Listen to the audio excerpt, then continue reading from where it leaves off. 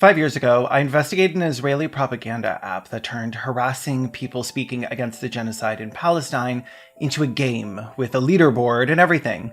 The app's main purpose was to astroturf their way into silencing anyone against the regime through dogpiling, harassment, or boycotting their business alongside accusations of antisemitism. I organized a campaign in that video and created a website with instructions on how to report the app, as it is against App Store policy to promote activity like harassment, and thankfully, quite a lot of people did report it, though I'm sure most of the total reports had nothing to do with my investigation. The app was taken down, but I've kept an eye on their socials and web presence since then, which is how I figured out that they were in the early stages of bringing it back, and why I decided to cover this again before they started attacking people, so that if they do, people are ready to prevent their sick harassment campaigns again. And a month ago, the new app was launched, but we'll get back to that in a moment. The original app was called ACT.IL, and its purpose was to direct people to flag, report, and reply to nearly every criticism of Israel.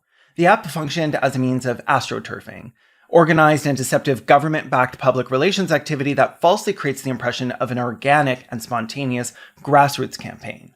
These harassment campaigns were effective because they would tell people where to respond, what to respond with, as well as offer a bunch of pre-made memes and talking points. And in true fashion, they were unhinged enough to make it into a little game. This is how it worked.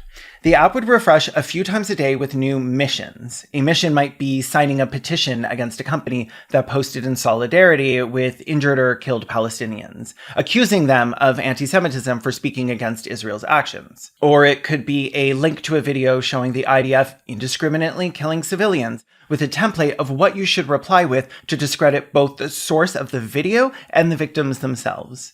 Maybe you download one of their memes about human shields or why it's okay to bomb a hospital and post that. By completing missions and dogpiling whatever random person they wanted to silence or attack, users would earn points, unlock badges, and get their points added to their score, which is ranked on a leaderboard. When my original investigation was happening, it was still the case that support for Israel was more often framed as a progressive stance, and any opposition to Israel was seen as right-wing anti-Semitism. Over the last few years, that illusion has begun to dissipate, but obviously not entirely. And this is because the state of Israel and the think tanks built to uphold it are often both very adept at maintaining that illusion of victimhood and working really hard at it.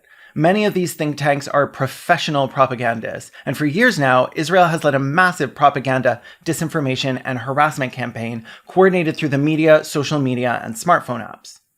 Let's check out what you would see when you first opened ACT.IL. There's a welcome video, which is just incredibly chilling in its bubbly, excited tone.